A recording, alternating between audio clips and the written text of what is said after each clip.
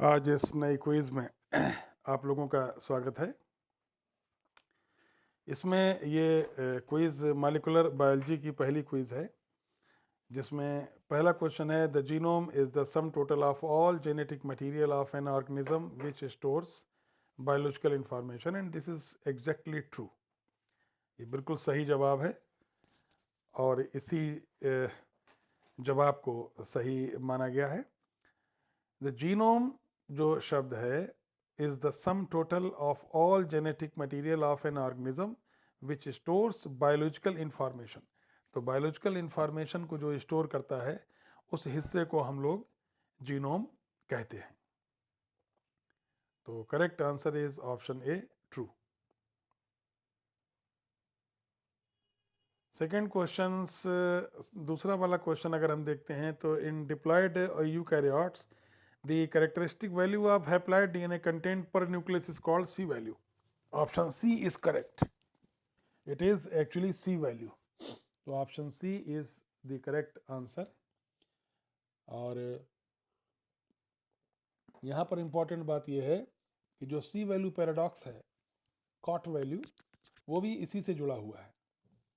तो in diploid eukaryotes, the characteristic value of haploid DNA content per nucleus is called C value. Option B is correct. इस बात को समझिए।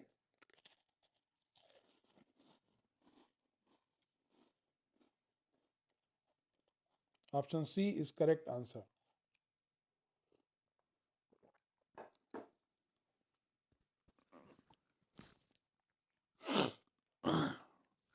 सी value.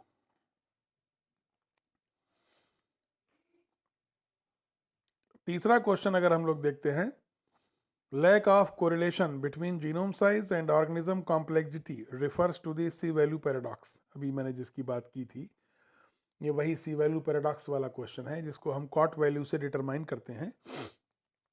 तो lack of correlation between genome size and organism complexity refers to the C value paradox. अगर आप option A is correct, C value paradox को आप देखेंगे, जितना जीनोम कंटेंट है और जितनी कॉट वैल्यू है, इस पैराडॉक्स को आप जेनेटिक्स में अक्सर पढ़ते हैं और ये क्वेश्चन पूछा भी जाता है।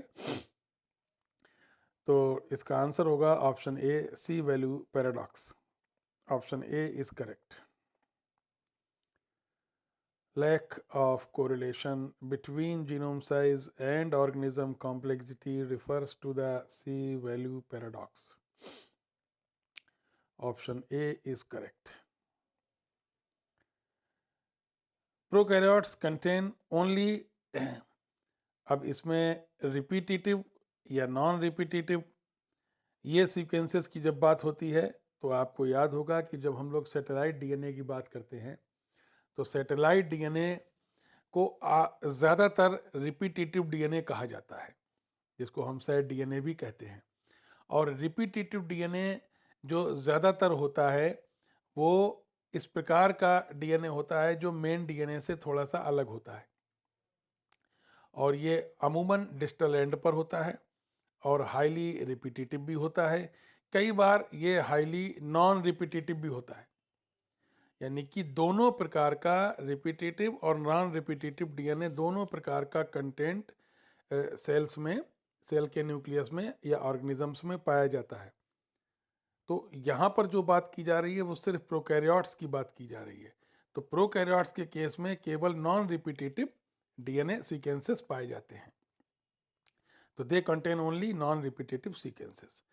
पांचवा क्वेश्चन अगर हम देखते हैं तो genome size of Homo sapiens in base pairs, अगर हम बेस पेयर्स की बात करते हैं तो ये option C 3200 mega base pairs are the is the correct answer. तो ये जब किलो बेस पेयर को किलो बेस पेयर से मल्टीप्लाई कर देते हैं तो MBP आता है base pairs, mega base pairs, जैसे मेगाबाइट होता है। तो यहाँ पर जो जीनोम साइज है होमो सैपियंस का बेस पेयर्स में वो 3200 mega base pairs is the correct answer. Option C is correct. तो यहाँ पर जो जीनोम के बारे में मॉलिक्यूलर बायोलॉजी की हम लोग बात कर रहे हैं, मॉलिक्यूलर बायोलॉजी से शुरुआत कर रहे हैं, तो मॉलिक्यूलर बायोलॉजी से शुरुआत करने के लिए option C is correct answer, genome size बिल्कुल सही आंसर है। Mini satellites and micro satellites. अब ये जो सैटेलाइट वाली बात है, अभी जैसे सैटेलाइट वाली हम लोग बात कर रहे थे, रिपीटेटिव डीएनए या नॉन रिपीटेटिव डीएनए की जो हम लोग बात कर रहे थे, जो क्वेश्चन अभी आपने ऊपर देखा था, prokaryotes contain only non repetitive sequences. अब यहाँ पर जो रिपीटेटिव और नॉन रिपीटेटिव सीक्वेंसेस की बात करते हैं, तो इसमें हमको mini satellites and micro satellites दोनों दिखाई देते हैं। आप जब मॉलिक्यूलर बायोलॉजी को, जब आप डीएनए कंटेंट को पढ़ेंगे, जो कि मॉलिक्यूलर बायोलॉजी का दरअसल बेस है, तब आपको वहाँ पर ये tandemly repeated DNA, non repeated DNA, ये आपको वहाँ पर दिखाई देंगे। इनको हम mini satellites and micro satellites भी बोलते हैं। ये दोनों जो सैटेलाइट्स हैं, mini satellites and micro satellites, अगर इनको हम गौर से देखेंगे तो ये टेंडमली रिपीटेड डीएनए कहलाते हैं। ये टेंडमली रिपीटेड डीएनए होते हैं। Option A was correct. 7वां क्वेश्चन हम देखते हैं, term gene was first used by Johnson. Option B is correct. आप सब जानते हैं, Mendel father of genetics, Morgan gave the term linkage, Bateson described many other things in genetics. Complementary genes के बारे में भी बेटसन ने बताया था। तो term gene was used by Johnson. तो ये जो टर्म जीन है वो सबसे पहले जॉनसन ने दिया था। ये इंपॉर्टेंट बात है।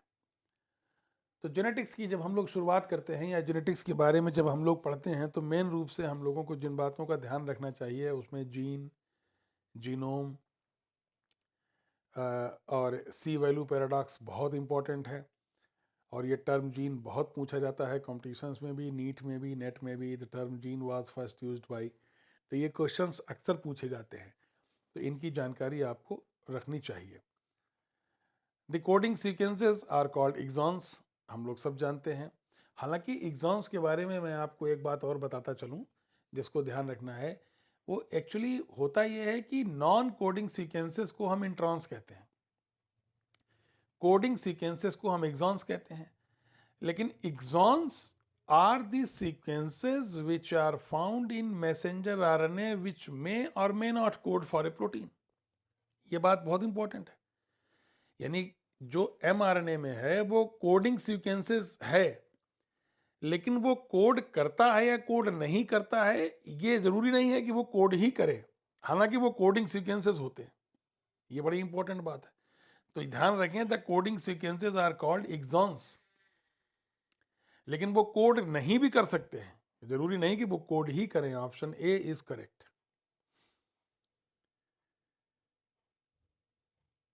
Introns are present in most genes of higher eukaryotes. Option B is correct. Prokaryotes में इंट्रॉन्स नहीं पाए जाते, mostly they are not found in prokaryotes. तो इंट्रॉन्स अगर प्रेजेंट है तो इसका मतलब ये हायर यूकैरियोट है, ये बात यहां पर ध्यान रहे।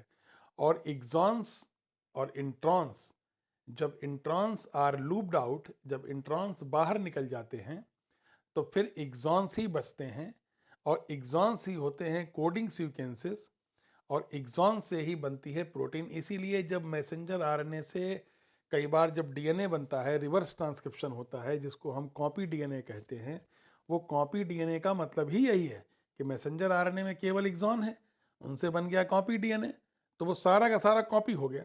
इसीलिए वो कॉपी डीएनए या कॉम्प्लीमेंट्री डीएनए या सी डीएनए कहलाता है। तो correct answer is higher eukaryotes. Junk DNA is intron. Junk DNA को आमतौर पर इंट्रॉन कहा जाता है। ये किसी मतलब के नहीं होते हैं, ये कोडिंग सीक्वेंसेस नहीं होते हैं, ये कोड नहीं करते हैं।